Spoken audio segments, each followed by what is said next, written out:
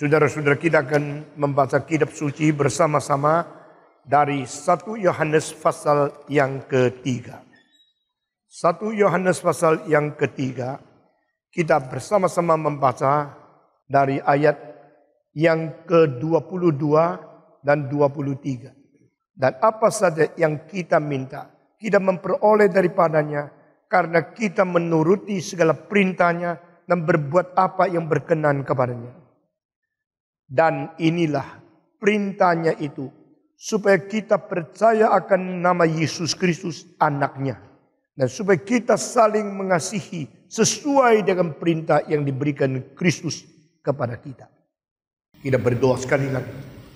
Kami sudah membaca kitab-Mu, sekarang kami minta Tuhan membuka hati kami, mencelikkan pikiran rohani kami. Sehingga mata kami boleh melihat kemuliaan-Mu, hati kami boleh merenungkan segala perintah-Mu, dan hidup kami boleh melakukan kehendak-Mu. Pakailah hamba-Mu yang hina ini, berkati setiap jiwa yang hadir pada pagi ini. Dalam nama Yesus Kristus, penebus dan juru selamat kami yang hidup, kami berdoa. Amin. Minggu lalu kita telah berbicara bagaimana minta kepada Tuhan sebagai seseorang yang menjalankan perintahnya dan melakukan hal yang berkenan kepada Dia. Saudara-saudara berkali-kali berkata kepada saudara dari mimbar ini, gereja sekarang terlalu kurang di dalam pendidikan yang disebut teologi doa. The theology of prayer. Sehingga banyak orang hanya mengetahui memakai cara minta-minta untuk memakai nama Yesus Kristus mengganti agama-agama sebelum mereka jadi Kristen. Sehingga di dalam doktrin, di dalam pengajaran yang lain banyak perubahan. Di dalam doa tidak rubah kecuali pakai nama Yesus. Apa bedanya doa orang Kristen dengan doa orang belum Kristen? Jikalau perbedaannya hanya karena diakhiri dengan nama Yesus Kristus, itu merupakan egoisme yang dibawa ke dalam gereja. Itu namanya anthropocentric religion yang memperalat akan nama Yesus. Yang diminta sama. Yang didoakan sama. Tetapi akhirnya dalam nama Yesus lalu mengharapkan semua yang diminta oleh Dia itu tidak ditolak oleh Tuhan. Saudara minta Tuhan taat kepadamu, itu namanya doa. Saudara mau Tuhan melayani kamu, itu namanya Tuhan. Maka kalau doa adalah sama demikian, nama yang engkau sebut adalah Tuhan, engkau sedang memperalat Dia menjadi pembantu. Engkau memaksa Tuhan menjadi budakmu. Tetapi engkau pakai teologi Kristen menyebut Dia sebagai Tuhan. Itulah sebab teologi doa menjadi salah satu teologi yang begitu lemah dan begitu tidak beres di dalam pengajaran seluruh systematic theology.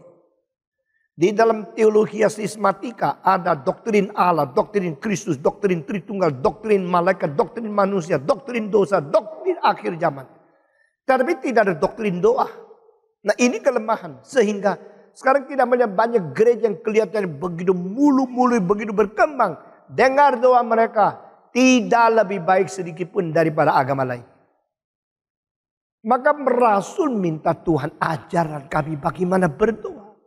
Sekarang gereja-gereja yang tidak beres itu sedang mengajar orang berdoa. Memakai Alkitab lagi. Tetapi yang diajarkan adalah doa-doa yang bukan diajarkan oleh Kristus. Ada doa-doa yang pernah dikatakan oleh orang dan dikabulkan oleh Tuhan. Nah ini cocok. Kalau saya minta dikabulkan, saya minta dikabulkan, saya minta apa saja Tuhan kasih. Nah itulah doa yang saya mau. Dan kebetulan mereka menemukan di dalam ayat ada kalimat Yesus. Apa yang kau minta akan diberikan. Dalam namaku minta apa saja diberikan. Wah ini lebih baik. Kalau begini agama Kristen cocok dengan saya. Kalau begini saya boleh lepas dari agama lain. Agama dari nenek moyang, agama dari para kafir. Asal saya beriman kepada Yesus. Demi namanya minta apa saja diberikan. Disitulah kekristenan berkembang. Berkembang di dalam pengertian salah. Saudara-saudara, kalau anak saudara pergi ke satu sekolah, diajar salah oleh guru. Akhirnya bagaimana? Sekarang banyak orang tua tahu kalau anaknya rajin, pintar, selalu berada di depan komputer, tidak main-main di luar. Salah. Di dalam komputer dia main, di luarnya luar. Di dalam komputer dia melihat hal-hal mengenai seks, mengenai porno, mengenai homoseks, lesbian, semua ajaran yang rusak. Engkau sedang membeli satu komputer menjadi guru jelek taruh di rumahmu untuk menghancurkan moral anakmu. Engkau tidak sadar. Anak saya baik ya. Semua anak kalau berzina tidak kasih tahu mamanya. Karena apa? Dia takut menyakiti mamanya. Semua anak kalau berusak dia tidak kasih tahu orang paling cinta dia. Saudara-saudara sekalian. Kalau anakmu diajar oleh guru yang brengsek. Akhirnya menjadi orang yang jahat luar biasa. Engkau tidak sadar. Engkau telah melahirkan anak untuk dibinasakan. Tetapi engkau tidak sadar. Dirimu diajar oleh ajaran yang salah. Tetapi namanya Kristen. Nah sekarang kalau setan menyelubup ke dalam gereja. Setan memakai pendeta-pendeta yang tidak bertanggung jawab untuk mendidik engkau dengan pengajaran-pengajaran yang berlainan dengan Alkitab. Dan latihan-latihan doa yang bukan kehendak Tuhan. Lalu engkau kira engkau orang giat mati mana berdoa. Jangan heran kalau bidat mempunyai sikap berdoa jauh lebih antusias. Jauh lebih hangat daripada orang Kristen. Jangan heran kalau ajaran yang salah lebih fanatik. Ajaran yang salah lebih radikal. Ajaran yang sama lebih hangat, lebih berapi-api. Karena itu adalah cara paling baik bikin gereja besar. Turunkan derajat Alkitab. Sesuai dengan keinginan manusia. Sehingga agama Kristen klop dengan keinginan orang berdosa. Maka orang berdosa merasa agama Kristen semacam ini bisa diterima. Gampang diterima. Turunkan derajat musik, turunkan derajat doa, turunkan derajat doktrin. Semua diturunkan. Asal sesuai dengan kebutuhan manusia. Bukan manusia yang dididik, diajar, dibawa kembali kepada Tuhan. Tapi menjual Tuhan. Mengobral kebenaran. Demi perkembangan gereja secara kuantitas saja. Saudara-saudara.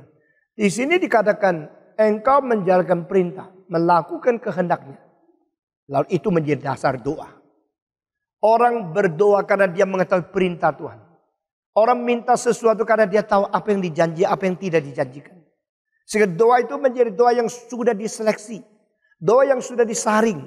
Doa yang sudah ada seleksi, sudah ada sesuatu pilihan khusus. Kenapa saya berdoa ini? Kenapa saya minta ini? Saya minta ini, saya berdoa ini karena ini di dalam perintah Tuhan, di dalam janji Tuhan, di dalam anugerah Tuhan.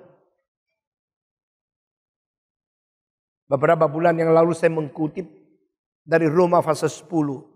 Yang beriman berdoa. Kalau tidak beriman bagaimana berdoa? Kalau dia berdoa bagaimana diberkati oleh Tuhan? Barang siapa yang menyeru nama Tuhan. Diselamatkan. Barang siapa yang beriman. Kalau tidak beriman bagaimana menyeru nama Tuhan? Kalau tidak mendengar bagaimana beriman? Kalau tidak mengabari siapa bagaimana bisa mendengar? Di sini ada 5 tahap. Karena Allah mengutus, maka ada yang mengabar. Karena ada yang mengabar, maka ada orang mendengar. Karena ada yang mendengar, maka ada orang yang percaya. Karena orang percaya, maka mereka berdoa. Karena berdoa menyeru nama Tuhan, maka diselamatkan. 5 hal tahap ini terus berjalan sampai akhirnya penginjilan berbuah. Dan orang diselamatkan. You are safe because you call upon the name of God. How can you call upon the name? Because you believe in Him. How can you believe? Because you listen to the word. How can you listen to the word? Because somebody preached to you. How can they preach? Because calling of God. Jadi kalau manusia melihat diri selalu dari terakhir. Tetapi teologi lihat reform. Selalu lihat daripada paling dasar. Aku menyeru nama Tuhan. Maka aku diselamatkan. Paulus bilang enggak. Engkau kenapa bisa menyeru nama Tuhan? Karena engkau percaya. Iya betul. Aku percaya, maka aku bisa menyeru. Jangan sombong. Kenapa kau bisa percaya? Karena engkau dengar. Iman datang dari pendengaran. Iya aku dengar. Orang lain ingin nonton bioskop, saya dengar khotbah. Maka saya bisa diselamatkan. Jangan sombong. Kenapa engkau bisa dengar? Karena ada yang mengkhotbahkan. Mulai diam ya. Kalau tidak ada pengkhotbah kau dengar apa?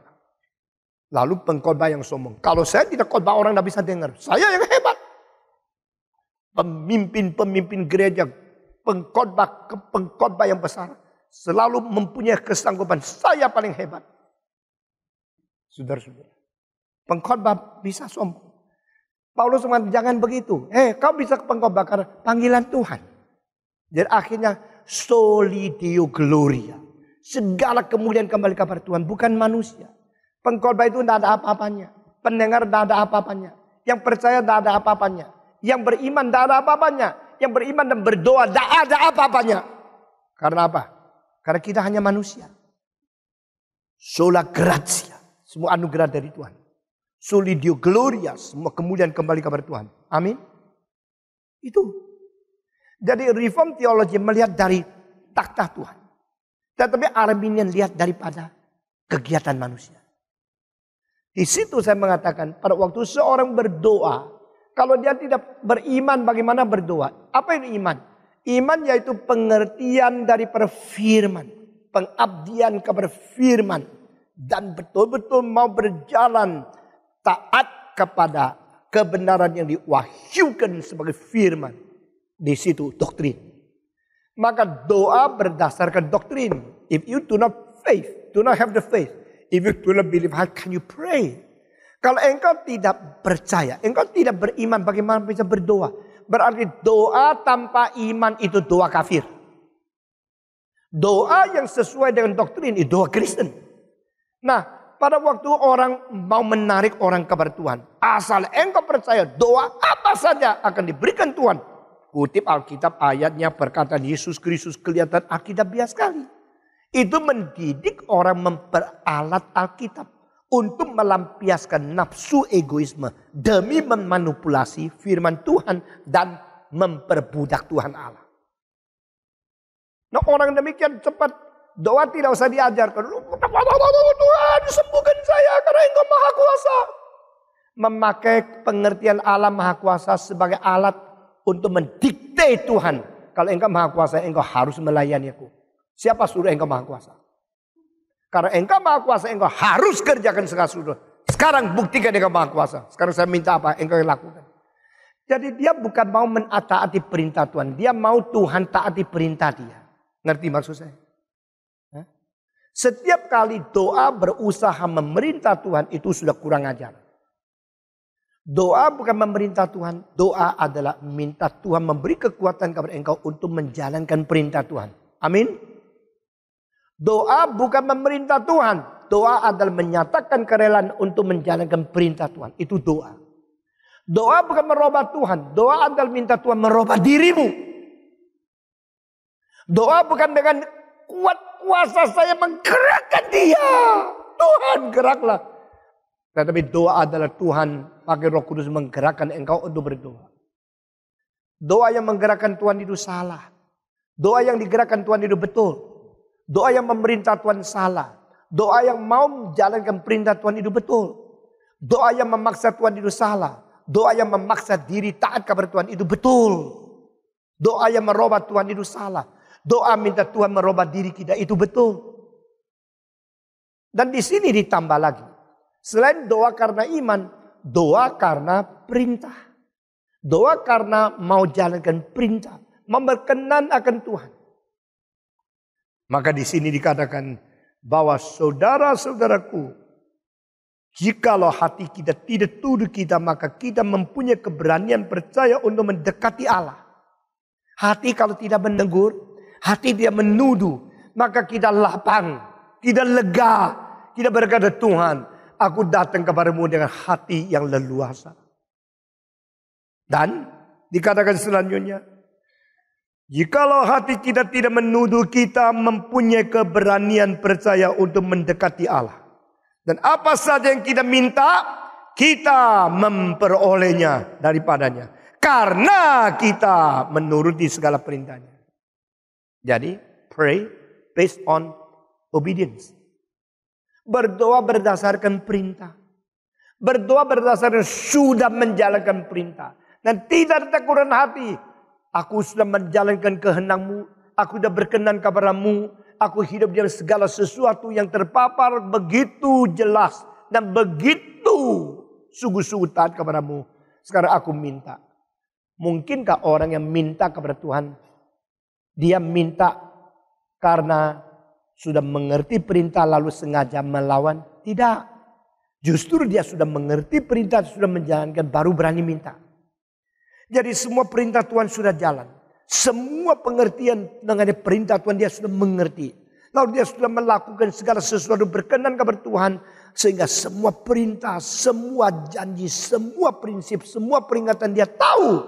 Lalu dia datang berdoa, Tuhan beri kekuatan kepada aku untuk jalan sesuai kehendak-Mu. Menjalankan perintah-Mu. Permintaannya sama menjalankan perintah itu klop. Itu doa yang baik. Doa berdasarkan pengertian firman. Berdoa berdasarkan memegang janji Tuhan. Berdoa berdasarkan melakukan kehendak Tuhan. Doa itu tak mungkin tidak diterima oleh Tuhan. Dan doa yang diterima Tuhan tidak tentu Tuhan harus memberikan kepada engkau pada waktu yang engkau mau. Kalau aku minta sesuatu tidak salah. Permintaan saya tidak salah. Tetapi belum waktunya. Tuhan akan suruh saya tunggu. Tidak ada salah kan anak laki-laki minta pisau cukur daripada papanya. Pak, saya mau pisau cukur dong. Papa punya saya juga mau. Papa bilang engkau baru umur 8 tidak perlu. Belum keluar jenggotnya. Diam-diam dulu. Tunggu. Masa umur 8 dikasih pisau cukur. Tidak perlu kan. Tapi anak perempuan mengatakan, papa saya juga mau pisau cukur. Gila lu. Kamu tidak ada jenggot cukur apa? Jadi ada yang dikasih, ada yang tidak dikasih. Yang minta betul, tapi yang kasih tunda. Kenapa tunda? Belum waktunya. Saudara-saudara, itu namanya theology of waiting. Tidak ada di systematic theology lagi. Theology of time. Teologi waktu. Saat, tepat tidak. Kapan? Tunggu, sabar. Menanti sampai jadwal yang ditetapkan oleh Tuhan. Itu mesti nanti, mesti tunggu. Banyak orang tidak mau tunggu. Akhirnya dosa, tidak karu-karuan dilakukan. Tidak mau tunggu malam pertama. Naik tempat tidur sebelum nikah. Kenapa? Karena seks. Nafsu yang memimpin engkau. Bukan Roh Kudus yang memimpin engkau. Buat apa? Membiarkan hatimu seumur hidup. Terus ada teguran tidak habis-habis. Hanya karena engkau tidak mau tunggu. Tuhan mau kasih kok. Tuhan akan kasih yang sempurna. Tidak usah tepat. Tidak usah gelisah. Tidak usah terlalu tergesa-gesa. Karena ada unsur tunggu yang engkau harus tahu. Saudara-saudara sekalian, banyak orang di dalam pernikahan menipu pendeta. Sudah tidur-tiduran. Tidak berani ngaku sama pendeta. Menipu orang biasa, dosanya sudah besar. Menipu pendeta, dosa lebih besar. Hanya karena apa? Karena setan kalau sudah bikin engkau berbuat dosa satu kali, dia pasti suruh engkau bohong, suruh engkau menutup dosa dengan dosa. Tidak ada dosa itu satu kali berhenti sendiri. Dosa akan mengakibatkan terus menerus. Demi dosa menutup dosa, demi lubang menggali lubang, menutup lubang. Kita bukan tidak tahu, banyak orang itu sembarangan hidupnya. Tunggu, apa yang kau perlu Tuhan akan kasih. Tetapi Tuhan akan kasih pada jalur, pada saat, pada tempat, pada waktu yang ditetapkan oleh Tuhan. Sabar, tunggu. Minta sesuatu sama Tuhan, dah salah. Supaya anak kita minta sesuatu tidak berhak. Tapi kalau minta kelebihan itu tidak benar. Karena itu tidak baik. Semua yang tepat itu diberikan menjadi berkat. Yang kelebihan menjadi cilaka. Uang yang boleh engkau terima dengan jalan yang sah. Itu menjadi berkat semua. Uang kelebihan menjadi kecilakaanmu. Engkau kalau minta lebih kaya, lebih kaya. Selain jalankan perdagangan dengan cara yang beres. Ditambah dengan penipuan. Ditambah dengan pemalsuan. Ditambah dengan pemerasan. Ditambah dengan segala cara yang menyangkal janji. Semua keuntungan kelebihan itu menjadi cilaka, menjerat engkau sampai ke neraka. Jika engkau tidak diselamatkan. Kalau engkau diselamatkan, akan membahayakan anakmu, cucumu. Karena uang kelebihan itu kecelakaan. Menjadi kaya jangan sombong. Menjadi kaya tidak terlalu megah. Menjadi kaya tidak mulia. Karena kalau sebagian kekayaanmu adalah dari perampasan, dari pembohongan. Itu adalah dosa. Dan pakai uang yang engkau peras orang lain. Untuk memberikan persembahan kepada Tuhan. Kau kira Tuhan akan senang? Saudara-saudara, saya minta kita semua baik-baik di hadapan Tuhan. Jalan menurut perintah Tuhan. Sehingga doa kita boleh diterima. Sehingga hari-hari kita di dunia boleh memuliakan Tuhan. Sehingga keluarga kita, anak cucu boleh diberkati. Berdoa dan jalankan perintah dikaitkan di sini. Yang kau minta akan diberikan. Karena engkau menjalankan perintah, engkau melakukan hal yang diperkenan oleh Dia. Sesudah itu dikatakan, apakah perintahnya? Minggu lalu saya telah mengupas tentang perintah Tuhan di dalam perjanjian lama. 1, cintailah Allahmu dengan seluruh pikiranmu, dengan segenap tenagamu, dengan sebulat hatimu, dengan seluruh sifatmu. Perintah kedua adalah mencintai sesamamu seperti dirimu sendiri. Ini perintah. Inilah perintah di perjanjian lama. Yang tadinya 10 hukum diperkembangkan menjadi 200 lebih. Akhirnya menjadi 600 lebih.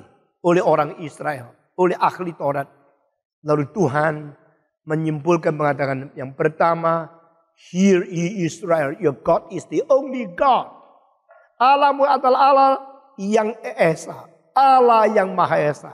Cintailah Dia dengan seluruh sifat. Seluruh hati. Seluruh jiwa. Seluruh tenaga. Sebulat hatimu mencintai. Dan mencintai sesama. Orang yang hadap Tuhan beres, hadap manusia beres. Tidak mempermalukan Allah, tidak merugikan orang lain. Orang itu akan berdoa dengan baik-baik. Dan dia akan berdoa diperkenan oleh Tuhan. Dia akan diberikan oleh Tuhan permintaan yang sesuai dengan perintah yang dilakukan. Sesuai itu di sini katakan, apakah perintahnya? Maka selain perjanjian lama, perjanjian baru ada 2 perintah dari Allah. Pertama, Allah Bapa memerintahkan seluruh dunia taat dan percaya kepada Allah Anak. Kedua, Allah Anak memberikan perintah kepada kita untuk saling mengasihi. Dan sesudah ini dilakukan dengan kekuatan menjalankan perintah yang terakhir, memberitakan Injil kepada seluruh dunia. Ini semua perintah perjanjian baru. Dari manakah kita melihat Allah memerintahkan anaknya? Allah 2 kali memecahkan langit. Membuka langit. Dan berkata, inilah anakku, dengarlah akan dia. Engkau turutilah anakku. 2 kali. 1 kali pada waktu Yesus dibaptiskan. 1 kali lagi pada waktu Yesus mentransfigurasi. Merubah wajah. Dan menyatakan kemuliaannya kepada ketiga murid yang paling dekat dengan dia. Yaitu Yohanes, Petrus, dan Yakobus.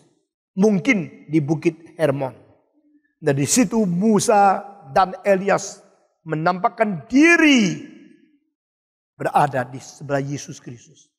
Dan sekali lagi Tuhan buka langit dan berkata, inilah anakku yang ku kasihi. Dengarlah olehmu akan dia. Saudara-saudara. Jadi anak Allah diberikan kesaksian oleh Allah Bapa. Nanti di pasal 5 ayat ke-9 muncul lagi. Kita baca dulu.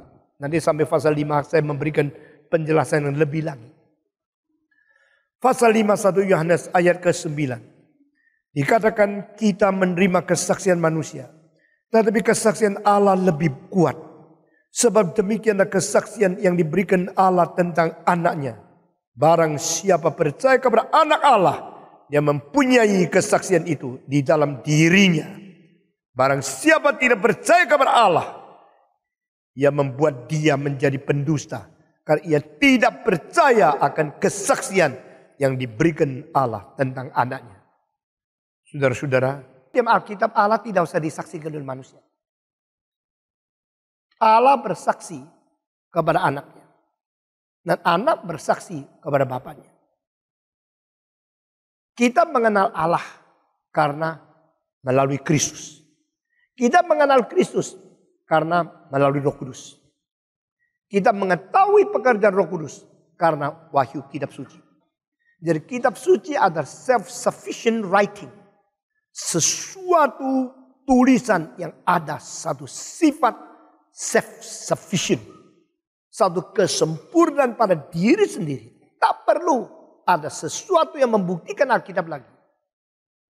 Dan Alkitab mengatakan dari kalimat pertama, demikianlah Allah pada permulaan menciptakan dunia. Tidak usah Musa bersaksi, ada Allah yang sejati. Aku bersaksi kepada Allah, perkenalkan Allah kepadamu. Itu wahyu Allah sendiri kepada manusia. Jadi Allah sendiri berkata, bukan Allah yang dikenalkan oleh orang lain kepada orang lain. Tapi Allah sendiri menyaksikan. Allah sendiri berwahyu kepada manusia. Demikian firman Tuhan. Nabi Yeremia, Nabi Yesaya. Demikian firman Tuhan. Selesai kalimat itu. Aku. Itu Tuhan bersaksi berkata bagi diri sendiri. Saudara-saudara sekalian. Di dalam pasal 5 ayat 9 dikatakan. Kesaksian manusia kita sudah terima. Tetapi kesaksian Allah lebih kuat. Ini ayat yang penting. Dan hanya muncul satu kali di seluruh kitab suci. Allah Bapa mempunyai kesaksian jauh lebih tinggi daripada kesaksian manusia siapapun. Dan kesaksian Allah Bapa adalah ditujukan kepada anaknya.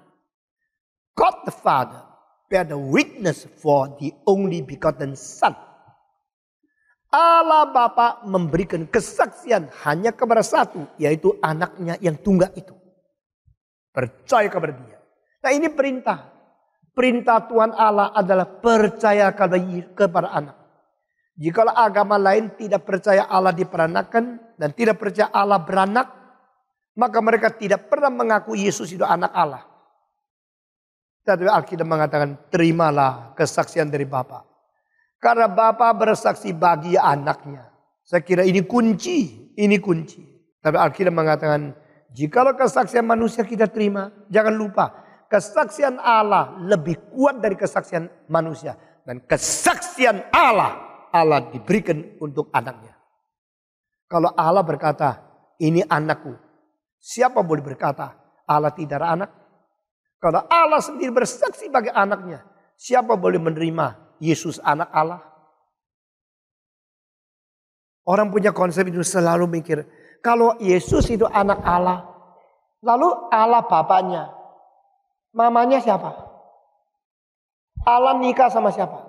Nah ini adalah memakai pikiran manusia yang dicipta untuk mengikat Allah sang pencipta. Kenapa mesti ada papa, ada mama, baru ada anak? Kalau engkau bilang ini kunci, ini anak kunci, mana nyonyai? Ini anak kapal, mana ibu kapal? Ini anak buah, ada mama buah. Istilah anak tidak perlu dikaitkan dengan ibu. Konsep itu adalah konsep manusia yang dicipta, lalu memakai konsep yang dicipta untuk menerapkan Allah harus sesuai dengan ini. Itu lucu sekali. Yang disebut anak di dalam Alkitab adalah dia berasal daripada induknya, yaitu Bapa. Yang disebut diperanakan berarti dia bukan dilahirkan. Yang disebut anak yang tunggal berarti tidak ada bandingnya. Tidak ada yang kedua. Sehingga Yesus adalah anak Allah. Ini disaksikan oleh Alkitab. Oleh Allah sendiri. Maka saudara-saudara, perintah Allah itu di dalam perjanjian baru itu satu. Yaitu perintahkan manusia percaya kepada Yesus Kristus. Nah ini perintah di atas semua perintah. The greatest and the biggest, the most prominent commandment of God the Father is that human being believe in His Son, His only begotten Son. Allah memberikan anak. Allah mengirim anak. Dan anak itu adalah anak Allah. Supaya kita beriman kepada dia. Tidak lagi bersandar pada kelakuan kita. Konsep ini mulai dari mana? Dari perjanjian lama. Dan mulai dari siapa? Mulai daripada Daud. Saya berkata berulang-ulang kali Daud adalah teolog terbesar. Khususnya di dalam kristologi. Sepanjang sejarah manusia. Abraham tidak pernah tahu. Abraham cuma tahu Tuhan suruh dia memberikan anak tunggal untuk Tuhan. Tapi Abraham tidak pernah tahu kalau Allah memberi anak tunggal kepada manusia. Tidak tahu. Musa tidak tahu. Musa tidak tahu kalau Yesus Kristus akan duduk di sebelah kanan Allah Bapa. Yang mengetahui semua itu cuma satu orang. Daud. Daud luar biasa. Dekat dengan Tuhan Allah. Akhirnya wahyu Allah di dalam dirinya Daud begitu limpah. Sampai dia mengetahui Yesus dijual 30 keping perak. Sampai dia tahu Yesus waktu mati tidak satu tulang yang patah. Sampai dia tahu kalau Yesus Kristus waktu di atas kayu salib dipaku tangan dan kakinya. Sampai dia tahu Yesus berteriak, Allahku, Allahku, mengapa meninggalkan aku? Yeremia, Yesaya, Musa, Yosua, Daniel. Tidak ada satu orang mengenal kristologi lebih daripada Daud. Daud adalah teolog terbesar sepanjang sejarah. Daud adalah yang paling mengerti isi hati Tuhan. Meskipun dia adalah manusia yang lemah, pernah berzina dan sebagainya. Saudara-saudara, Daud benar-benar mengerti hati Tuhan. Dan Daud yang menulis istilah, engkau anakku, hari ini aku melahirkan engkau. Dan yang diurapi berkata, aku menjadi raja di Sion. Ini semua tersimpan di Messianic Psalms. Yaitu syair Mazmur Mesianis. Pasal kedua dari Mazmur. Pasal kedua Mazmur ayat ke-7. Itu mengandung pengertian kristologi. Yesus adalah anak Allah. Dan di dalam Mazmur pasal kedua, Yesus berkata, aku yang diurapi mengumumkan akulah adalah yang menjadi raja di Sion. Dan Allah berkata kepadaku, engkau anakku. Kenapa orang Farisi akhirnya memaku Yesus di atas kayu salib melalui tangan orang Romawi? Karena mereka tidak percaya Yesus anak Allah. Mereka tidak bisa terima. Karena menurut mereka Allah tidak ada anak.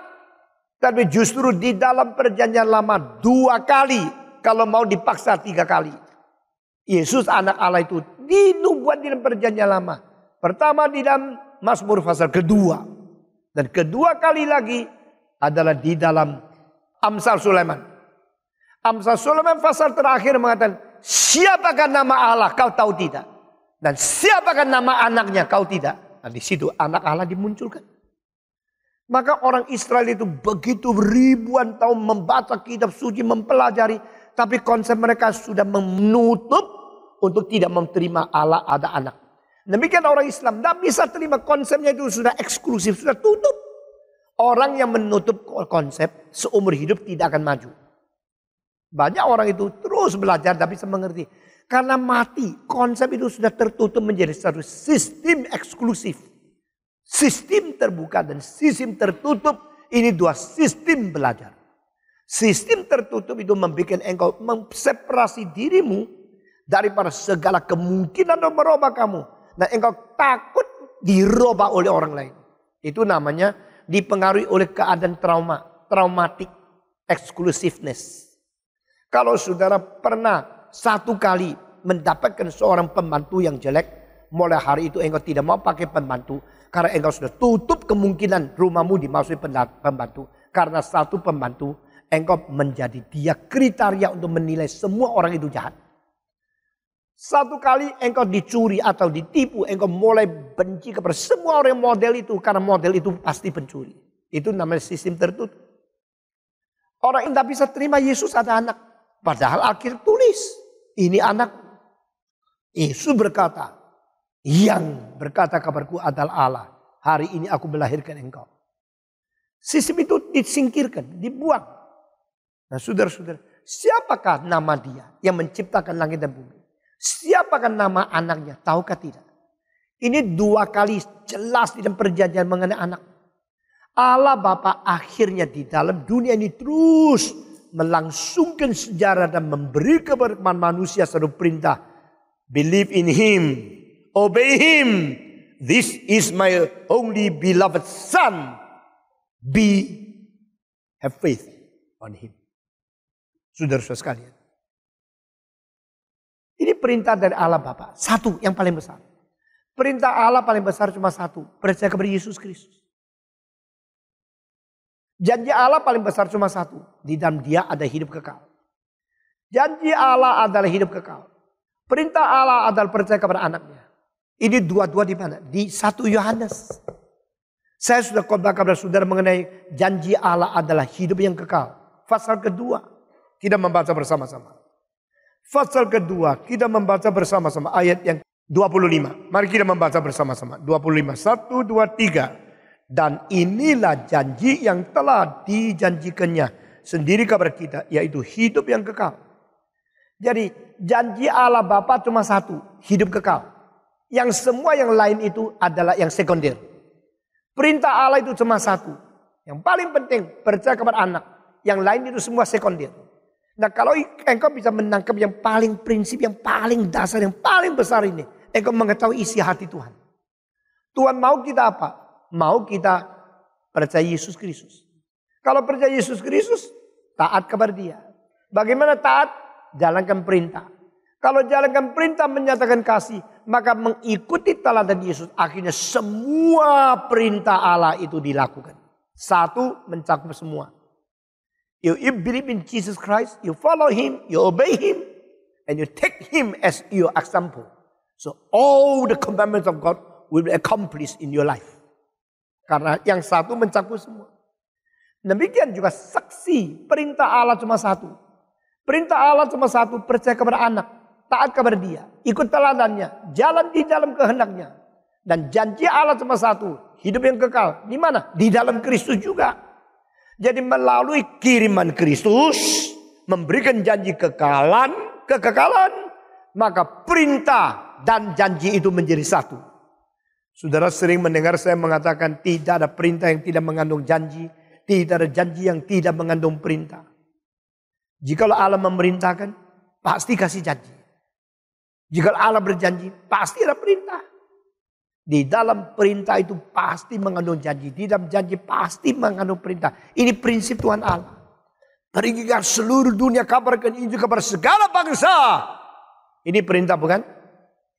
Pergi ke seluruh dunia. Perintah bukan? Maka aku akan menyertai engkau sampai kesudahan alam. Itu apa? Janji.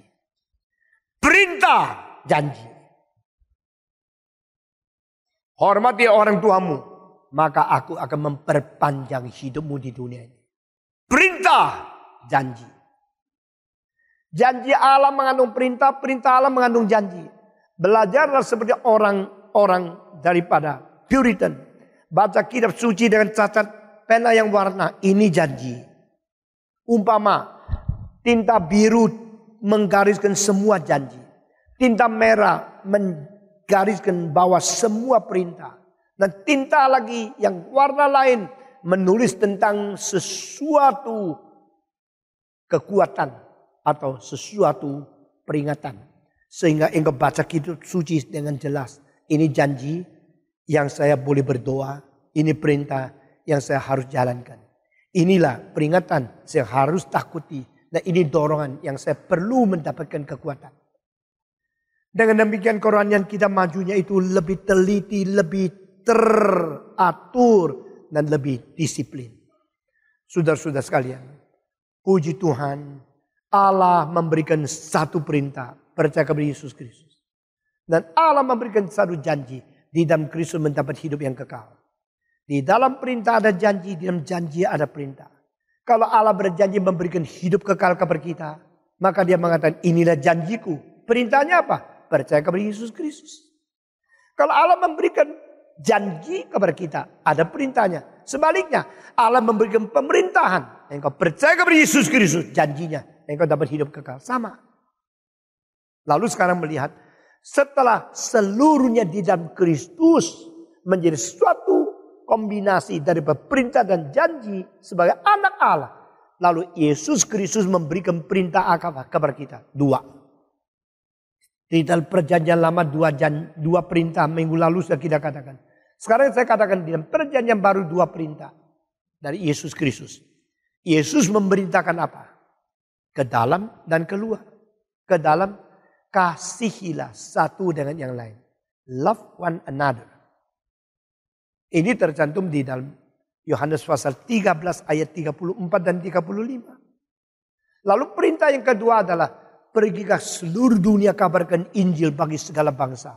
Amanat agung. Ini tercantum di dalam Matius pasal 28. Nah sekarang hari ini kita mau membaca kedua perintah dari Kristus di dalam perjanjian baru. Kita membaca bersama-sama dari Yohanes pasal 13. Kita membaca ayat 34 dan 35. Injil Yohanes 13, 34. Aku memberikan perintah baru kepadamu, yaitu supaya kamu saling mengasihi. Sama seperti aku telah mengasihi kamu, demikian pula kamu harus saling mengasihi. Dengan demikian semua orang akan tahu bahwa kamu adalah murid-muridku, yaitu jikalau kamu saling mengasihi. Kita membaca bersama-sama. 1, 2, 3.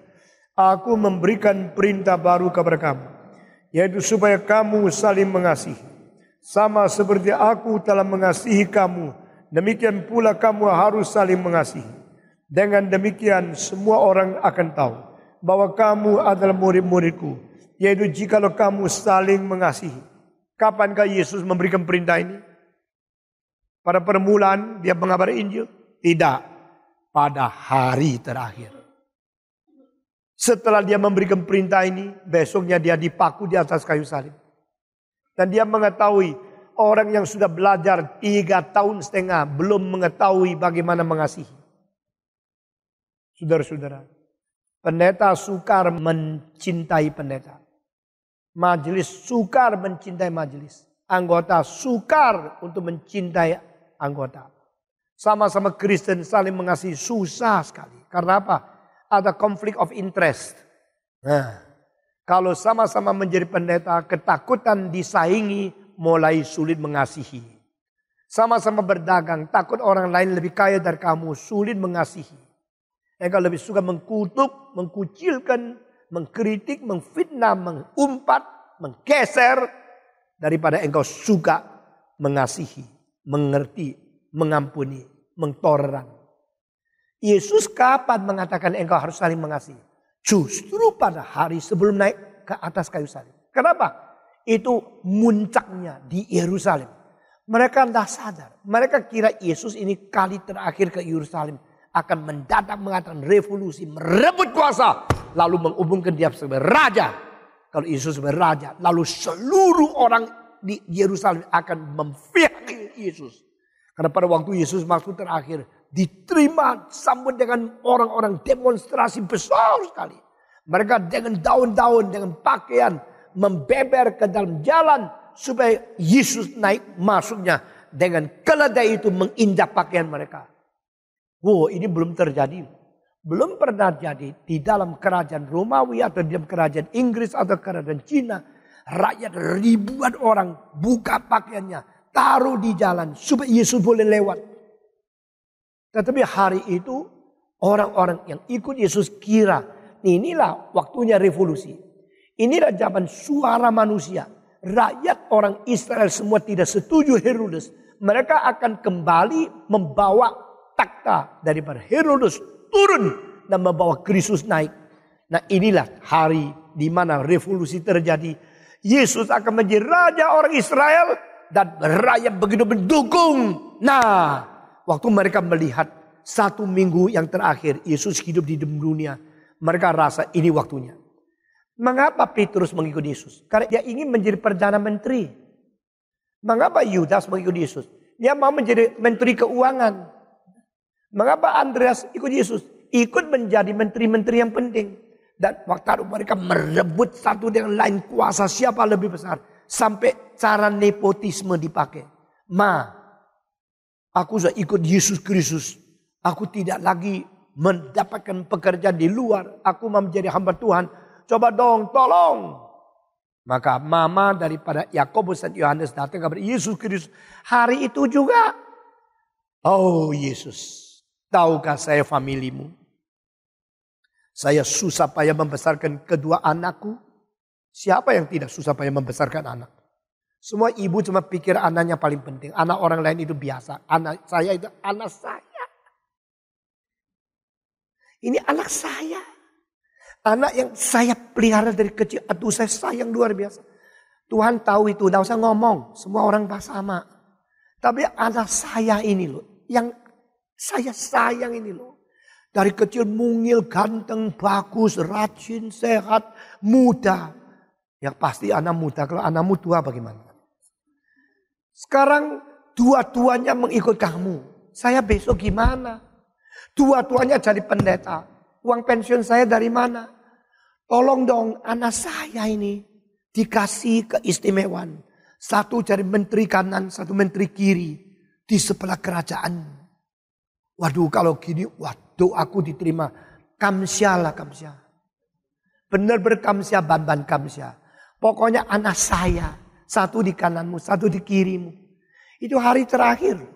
Sudah mendidik mereka 3 tahun setengah. Sudah mau dapat ijazah. Imannya masih begini. Panggil mama datang nepotisme. Minta kedudukan tinggi. Yesus bilang, oh ya Jim pulang sudah. Lu gak usah khawatir. Gua pasti ingat anakmu lah. Aku tahu kok jerih payahmu. Dari kecil gantikan popok. Ya toh? Ya toh? Siapa yang gak gantikan popok anaknya? Dari kecil yang kau susah payah besarkan. Saya tahu. Saya nanti kasih mereka tempat yang paling baik. Yesus jawabnya apa? Apa yang kau minta? Apa yang kau doa? Aku doa dalam nama Yesus. Doa karena engkau berjanji. Janjiku hidup kekal. Bukan janji menteri loh. Yang Tuhan izinkan ditata satu. Yang lain merebut. Biasa. Murid Yesus begini. Apalagi jenderal sekarang. Sama saja. Yesus menjawab apa? Oke lah Jim, tenang aja. Tidak apa-apa aku janjikan. Tidak ada. Janji selain hidup kekal. Tidak ada janji menteri. Yesus mengatakan. Engkau minta apa? Satu di kanan. Satu di kiri. Enak ya. Saya tanya. Cawan pahit yang aku minum. Anakmu bisa minum tak? Baptisan aku terima. Bisakah kau terima? Bisa. Orang kalau ingin sesuatu semua bisa. Kalau waktu nikah. Maukah engkau cintai istrimu sampai mati? Iya. Kalau tidak jadi tidak ditabiskan gimana? Mesti iya dulu kan. Waktu dibaptiskan mau memberikan perpuluhan. Mau. Lalu diperiksa. Beri 1000 pun tidak. Saudara. Janjinya gampang. Iya. Bisakah kau terima cawan yang pahit yang aku terima? Bisa kau terima baptisan yang aku terima? Bisa. Oke. Sekarang dengar ya jawabanku. Kalau bisa terima pun. Nanti kanan di kiri bukan aku yang tentukan. Bapak yang kasih. Kasih tidak kasih. Terima saja. Maka doamu tidak tentu diterima oleh Tuhan. Jangan sembarangan pakai ayat. Aku doa minta apa saja dikasih. Itu bukan Kristen. Itu memakai Alkitab untuk menipu Kristen. Itu dari setan, bukan dari Tuhan. Ini ibunya minta, Yesus langsung tolak kok. Doanya tidak dikasih kok. Bagaimana bisa memakai ayat itu mengikat Tuhan? Aku minta anakku satu di kanan, satu di kiri. Kalau engkau hari ini menjadi raja. Kenapa ada konsep hari ini menjadi raja? Karena waktu Yesus masuk Yerusalem itu disambutnya oleh rakyat suara begitu besar. People's power. People's power menjadi dasar revolusi. Kalau Yesus jadi raja, terus anakku menteri, ini mamanya loh. Mama menteri, ibu menteri. Wah kalau jalan semua orang akan terima saya dengan sombong. Yesus sedih. Engkau tidak tahu. Besok bukan aku jadi raja. Besok aku dibuang di salib, dipaku. Aku akan ditembus dengan paku yang besar. Akan mengalirkan darah sampai mati. Engkau tidak tahu. Engkau masih rebutan. Malam itu Yesus memberikan perintah ini. Mengasihi satu dengan lain. Tak gampang. Mengasihi satu dengan lain. Saudara-saudara. Pernahkah engkau mengkoreksi dirimu? Mengetahui kalau dirimu tidak ada kasih, hanya ada benci. Engkau selalu melihat kelemahan orang lain. Saya punya kelemahan selalu melihat kebaikan orang lain. Kelebihan orang lain. Sehingga kurang pintar. Tapi saya kira Tuhan akan mengampuni semua kesalahan saya. Kalau saya lihat hanya kebaikan orang lain. Kalau biasakan diri melihat kejelekan orang lain. Curiga orang lain dan sebagainya. Saya susah minta pengampunan. Karena banyak hal yang saya tidak sadar salah saya. Tapi kalau saya salah. Lebih banyak lihat kebaikan orang lain. Tidak banyak lihat kekurangan orang lain. Itu kesalahan akan otomatis diampuni oleh Tuhan. Karena saya tidak membenci orang. Saudara bisa membandingkan ini. Kalau engkau mempunyai curiga, niat jahat, membenci orang, kurang percaya kepada orang lain. Dan engkau anggap itu benar. Engkau tidak akan mengaku dosa yang kau tidak sadar. Dan dosa semacam itu sulit diampuni kalau itu mengandung benci, mengandung negatif. Sedangkan kalau engkau kelebihan melihat kelemahan orang lain, itu tidak sadar. Melihat kebaikan orang sadar. Maka engkau lebih banyak menikmati, menghormati orang lain. Akhirnya mungkin lebih gampang ditipu. Lebih gampang itu jatuh dalam kesalahan.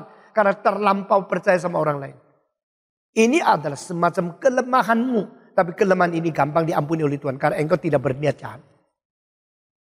Saya kira kita mesti membandingkan semua kelemahan manusia. Lalu kelemahan di dalam sifat positif dan negatif itu lain. Yesus mengatakan ngasihi orang lain. Saling mengasihi. Saling mengasihi itu perintah. Sehingga gereja mempunyai ciri khas berbeda dengan semua organisasi di luar. Karena gereja mempunyai cinta kasih. Saya berkata hati-hati loh. Hati-hati loh. Di dalam pembangunan gedung gereja. Luar biasa. Setan akan menyerang. Banyak gereja sebelum dibangun semua berdoa. Minta Tuhan kasih uang, kasih kecukupan, kasih bisa bangun.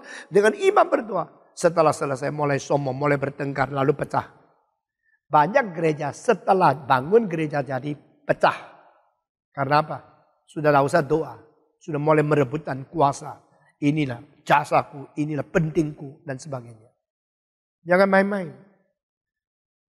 Meskipun saya orang yang kurang pengalaman. Sedikitnya saya sudah mengamati hidup gereja 50 tahun. Selama 50 tahun saya melihat gereja pecah setelah bangun gedung. Jangan main-main. Di dalam tim pembangunan, di dalam panitia, di dalam semua pekerja. Ingat saling mengasihi. Yesus Kristus memberikan perintah saling mengasihi. Justru satu malam sebelum naik ke atas salib. Dan hari itu mereka masih memikirkan siapa lebih besar. Ayo kalau dia jadi raja, siapa jadi menteri, siapa lebih besar, siapa lebih penting. Dan pada waktu mereka mengatakan, ayo Yesus, kamu yang kasih tahu siapa yang lebih besar, siapa yang paling penting. Yesus menjawab, jikalau engkau ingin menjadi besar, jadilah budak di antara orang lain semua. Nah, ini prinsip Alkitab. You want to be big, you want to be the leader, that's good. Ambisi pribadi tak pernah dilarang oleh Tuhan. Dengar kalimat ini ya. Tuhan Allah tidak menekan orang berambisi. Apalagi beraspirasi. Engkau ingin berkembang, ingin besar, ingin sukses, ingin ngetop. Silakan, boleh, tidak apa-apa. Tapi di dalam ingin menjadi besar, ditanya motivasimu itu apa. Yeremia berkata kepada Baruk, engkau tidak boleh mengusahakan sesuatu yang besar bagi dirimu. You want to be big? That's okay. You want to be big for you yourself? No. Nah, Alkitab jelas. Kita mau menjadi besar, dah salah. Kita minta usaha kita maju, dah salah. Kita minta kita sekolah mengetop, dah salah. Tapi mengetahui ya, kalau 50 orang di satu kelas semua mengetop, tidak mungkin. Masa ada 50 yang ngetop. Di dalam kelas ini ada juara. Siapa juaranya? Semua juara. Gendeng itu. Ya cuma satu yang ngetop. Yang lain tidak mungkin ngetop. Kalau yang tidak mungkin ngetop. Engkau bisa tidak bersyukur kepada Tuhan. Kalau orang lain lebih tinggi daripada kamu. Itu tidak gampang. Di situ menguji cinta kasihmu di mana. Orang yang iri hati. Tidak ada cinta. Orang yang benci tidak ada cinta. Orang yang fitnah tidak ada cinta. Orang yang mengumpat tidak ada cinta. Orang yang pura-pura tidak ada cinta. Cinta kasih harus menyingkirkan unsur benci, unsur iri, unsur jahat, unsur egois. Baru ada cinta. Wah, ini kalau ditelusuri lagi, pelajaran ini terlalu besar. Tapi ini perintah. Kalau diperintah masa kita tidak jalankan? Kalau kita tidak jalankan berarti kita berani melawan perintah Tuhan. Apakah kita masih orang Kristen? Tapi saya minta maaf. Banyak pendeta yang melawan perintah Tuhan. Tidak mengasihi orang. Banyak majelis yang melawan perintah Tuhan. Banyak orang Kristen melawan perintah Tuhan. Sehingga besok akan dihukum bagaimana? Saya tidak tahu. Saudara jangan kira engkau benci orang. Engkau umpat fitnah. Engkau iri. Engkau jahat sama orang lain. Engkau akan lolos. Karena Tuhan berkata. Jikalau kamu saling mengasihi. Maka semua orang tahu engkau pengikut aku. The only proof that you are Christian is your love to others. Masih ingat God hold Ephraim blessing? Masih ingat 3 cincin? Masih ingat tidak? Minggu lalu saya berkata, seorang Jerman mengatakan di dalam drama yang nama Nathan the Wise, the one act drama. Cincin itu mengandung kuasa. Sungguh-sungguh bisa mencintai Tuhan, cinta sesama. Tetapi 3 cincin sama besar. 3 cincin sama berat, sama warna.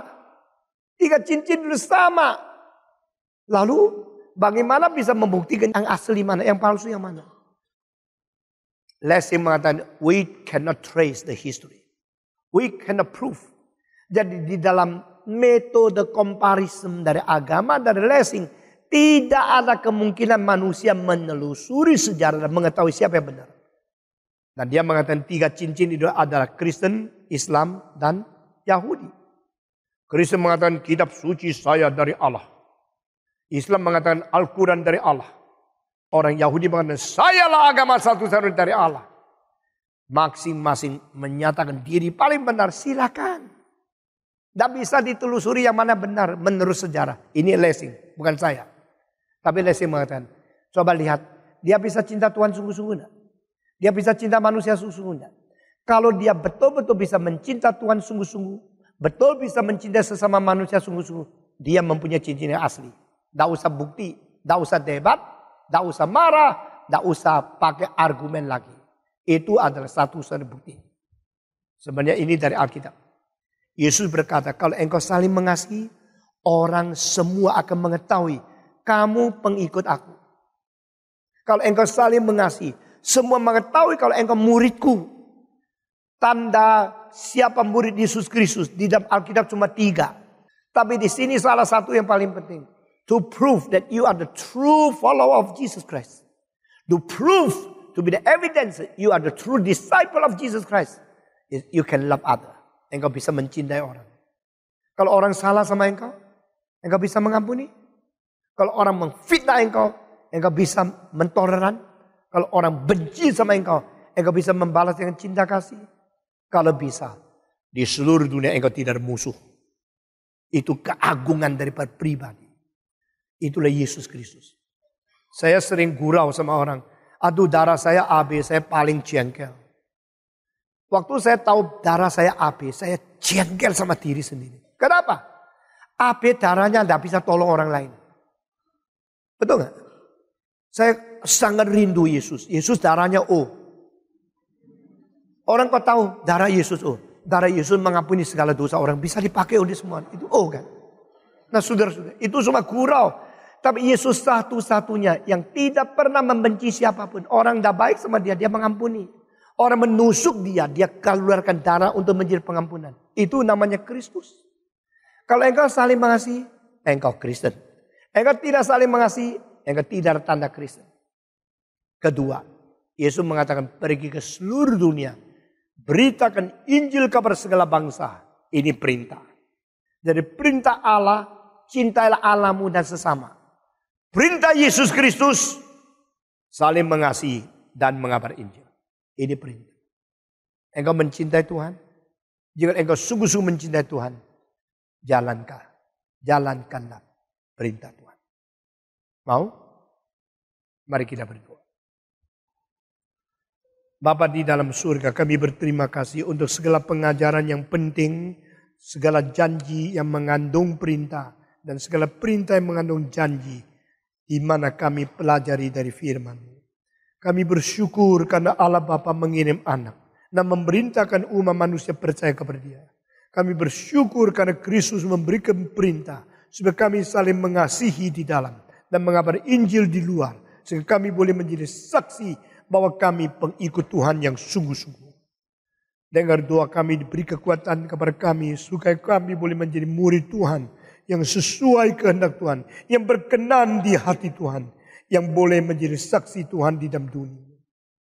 Terimalah kami, berkati kami masing-masing. Dalam nama Yesus Kristus kami berdoa. Semua tenang sejenak, semua minta Tuhan beri kekuatan kepada kita untuk menjalankan perintah Tuhan. Mari kita buka suara berdoa. Kiranya Tuhan memberi kekuatan kepada kita untuk menjalankan perintah Tuhan, saling mengasihi dan memberitakan Injil. Mari kita berdoa, semua buka suara berdoa. Bapa di dalam surga, kami berterima kasih untuk perintah-Mu. Kami berdoa untuk penyertaan-Mu. Kami berdoa untuk peringatan-Mu. Kami berdoa untuk pencerahan Roh-Mu yang kudus. Beri kekuatan kepada kami untuk menjadi orang yang menjalankan perintah Tuhan. Dengar doa kami Tuhan. Kami berterima kasih. Kami serahkan diri kami ke dalam tangan Tuhan. Dalam nama Yesus Kristus, penebus dan juru selamat kami yang hidup. Amin.